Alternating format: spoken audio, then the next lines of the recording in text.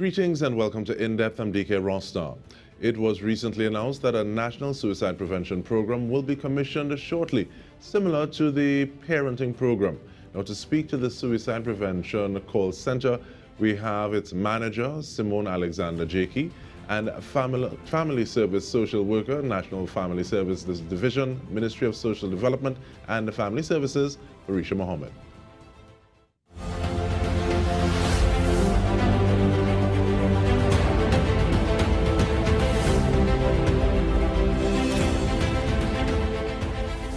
Thank you so much for joining us, ladies. And Ms. Alexander-Jakie, I want us to start off by you telling us about the Suicide Prevention Hotline. Thank you. The Suicide Prevention Hotline was established in November of 2022. However, on June 14, our Honorable Minister, Ms. Donna Cox, would have officially launched it to the public. So the Suicide Prevention Hotline is a 24-hour hotline that caters to every person in Trinidad and Tobago. It was an initiative by our minister, the Honorable Donna Cox. It is a 24 hours toll-free confidential hotline. So anytime someone is feeling overwhelmed in a crisis situation, please feel free to call us. The World Health Organization would have estimated approximately 700,000 persons globally would have taken their life by suicide. In English-speaking Trinidad and Tobago ranked number 3 in the region. So as a result, this is very timely after post-pandemic, COVID pandemic. So yes, it is a service that is well needed in our country. Third in the region, and that's really startling statistics. Thank you so much for that. But Ms. Mohammed, I want to ask though, what are some of the other reasons that this hotline has become so necessary? Tell us more from the social work component, thanks. As Ms. JK would have mentioned just now, post-pandemic, we saw that, there has been an increase during the pandemic in, mental health issues, persons not being able to cope with daily life. One of the areas that we have focused upon is that regaining strength or resilience after that pandemic. So this is such a critical time in where persons are actually trying to gain that sense of normalcy, where they would go back to day-to-day life as we term as normal, which would be their way of functioning. At this time, we see that persons may have minor setbacks, and those minor setbacks may be minor to the open eyes. However, to that person, it's critical to understand that while building resilience, we have to take into consideration that when this setback happens, it can take a person further downhill, than when they started the recovery process. So this hotline is here, as a form of support to those persons who may be experiencing the post-trauma of the COVID-19 pandemic. And I like that, the way that you put that, because especially on a road to recovery, we never know what may be that one thing.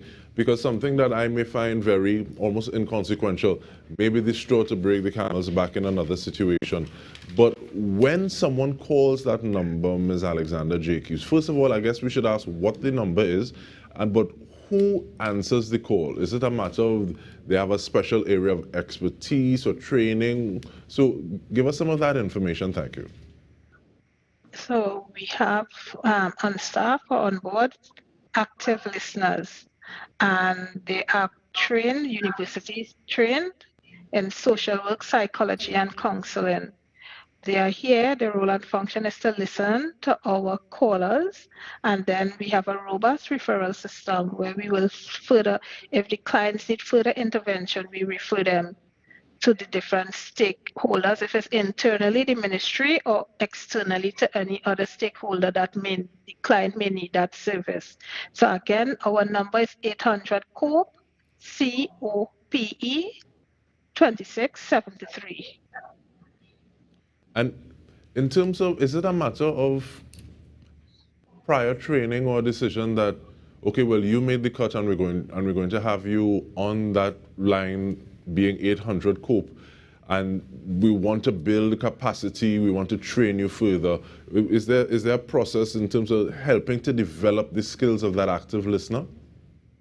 Yes, so yes, the person would have come in with a skill set, but however, the ministry also provided additional training to our staff where they receive training in active listening, domestic violence, a range of training so they could be specially equipped to deal with calls that come in, crisis management. So while they're listening, it may have a point that may come out so they can adequately address it. So they not only have a qualification or university qualification or specialization, but they also get additional training by the ministry to deal with the persons who may be calling in adequately. Thank you so much. And it's always nice to know, okay, well, there's a level of even retraining, because sometimes you know something, but then again, to be able to build that skill set, to have it working in real time for you, I think is very important. And listening is one thing, active listening, but in terms of signs that we can look for, Ms. Mohammed, what are some of those signs to look for in cases where someone is possibly, they have a passive or even active ideation with regard to suicide? Some of the signs that we look for are, one major sign is withdrawals. So a person may have been an extrovert and suddenly that person decides that he or she doesn't want to speak to anybody. They just want to be in a room by themselves all day, locked up, or just isolate themselves in general. We also have persons who would actually talk about suicide and tell persons I'm going to commit suicide, or I want to commit suicide. There are persons who would give away their most prized possessions. They would start giving it to close family members, friends, or selling things. There are persons who would also do things like out of context where they won't take care of themselves in a hygienic manner. They would just let loose, not shower on a daily basis. If you see them today, you see them tomorrow, they will have on that same clothing. There would be no change in clothing. We also have persons who would do things like cutting. They would try different things. They will be looking up various sites that talks about suicide, or they will only be looking at things that are gloomy, without hope. Those are some of the major signs that we look for when we, recognize relatives or loved ones with suicidal ideation. Thank you so much. And we let those points, those incremental points, breathe for a moment as we take a short break. We are speaking with Ms. Farisha Mohammed, social worker, family service social worker, as well as the prevention call center manager, Simone Alexander-Jakie. Stay with us. We'll return with more.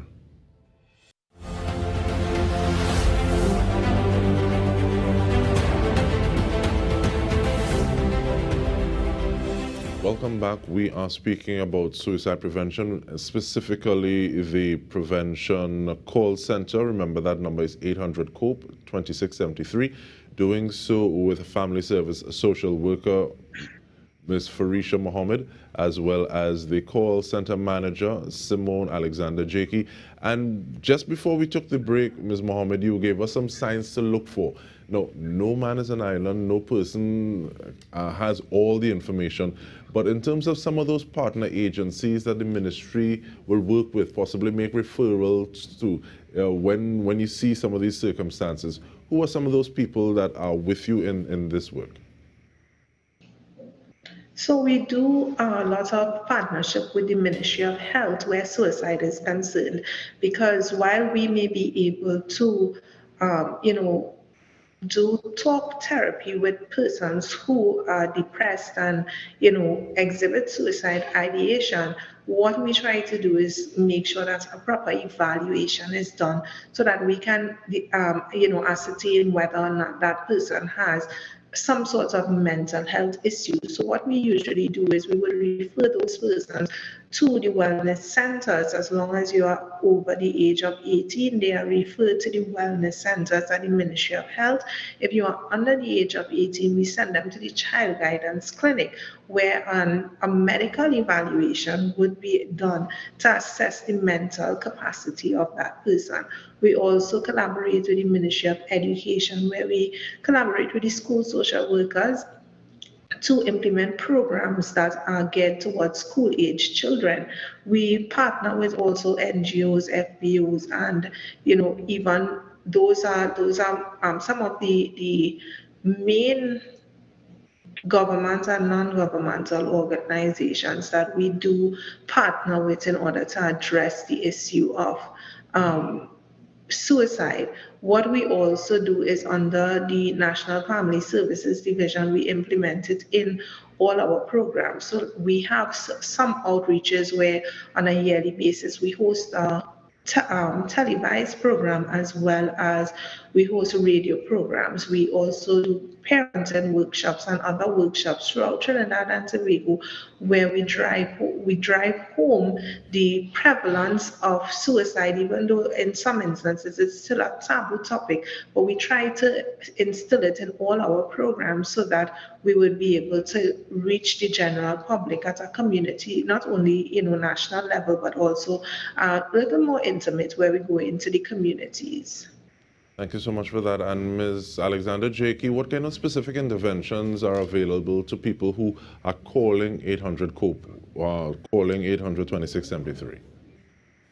Right, so some of the major intervention, as Ms. Farisha would have said, we would network with internal agency of the Ministry of Social Development and Family Services, National Family Services, Social Welfare Department, Division of Aging, Citizen Engagement, the Outreach Service Unit, and the National Social Development Program.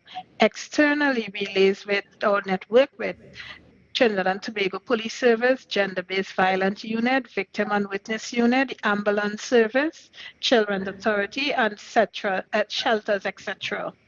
So we liaise our network with a lot of state agencies and NGOs and CBO to provide intervention for the client.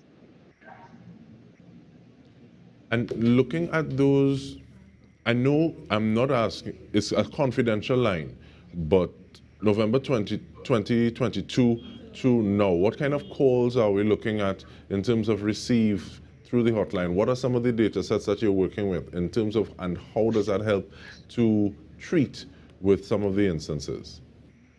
So, for example, from November to now, approximately, we would have received over 700 calls. Some of the calls is domestic violence, some is homelessness, some is unemployment, some of them is people who are actually suicidal and ready to give up on life. It varies. Elderly abuse, so it varies accordingly. So thus far, we are receiving where clients are calling and in a crisis and seeking that intervention, and those are some of the interventions we provide thus far. So approximately 700 plus clients so far had called our hotline. Thank you. And Ms. Mohammed, in terms of looking at demographics, what are some of the most vulnerable demographics you're seeing through the 700 plus calls that have come through at this point in time? So most of the callers who call the hotlines are females. We find women are more open to, expressing feelings, expressing emotions, which, by nature, this is who females are. But if we look at data that we collect, through research, we would understand that the persons who are successful at committing the act of suicide are males between the age of, let's say, 18, 19 to 24, and then we have from the 60 and over age bracket of, again, as I said, men. So those are some of the persons who, according to data collection, are the persons who are actually carry out the act. However, the hotline, they are more female callers who would call for the services that we provide. And that over 60 age bracket, Ms. Mohammed, is interesting in the sense that the minister said that there have been incidents as well of persons, of elderly persons dying by suicide. If you had a message for them in particular, what might that be? My message would be twofold, where I would have a message for the families, because these are the persons who would have nurtured us, the younger ones, into becoming the individuals that we are. And now that they are basically helpless and children themselves, they have returned to that stage. We are the ones who we are supposed to flip that script and be the nurturers to those persons, as well as my message to the victims themselves would be that there's help. You can just reach out to somebody, let them know how you're feeling. Sometimes we don't want to die. It's just that the pain that we're feeling, the loneliness that we are feeling, that is what we want to go away. And by reaching out to somebody, whether it be a nurse, a police officer, a professional, a social worker within the Ministry of Social Development and Family Services, we also have the hotline now that has been established just to reach out to somebody who would be able to direct those emotions and channel them from being negative to positive. All right, so we have about a minute and a half. I want to share that between both of you, please. One, Ms. Alexander-Jakie, I want to ask about once more information connected to the hotline and what the numbers are. And Ms. Mohammed, I'll ask you for a little time looking at the intention and goal of the National Suicide Prevention Program. Thank you. So Ms. Alexander-Jakie first, please. Yes, so sorry. Yes, so we are looking at 800 COPE 2673. We ask every citizen who is feeling overwhelmed to get in contact with us. First and foremost, we must remember that we are human first. We all have emotions, and at times, sometimes we feel overwhelmed. Pick up the phone and send a call to 800 COPE. It is toll free. It costs you nothing to make that call. In addition to, you could also find us on the ministry's website at www.social.gov.tt. We are also on Twitter for the younger ones who are on social media. We are also on Twitter, Facebook, Instagram. So utilize those medium, contact us so we can listen and point you in the right direction. So always remember, your life matter, our lives matter. We care. We are here for you. Thank you.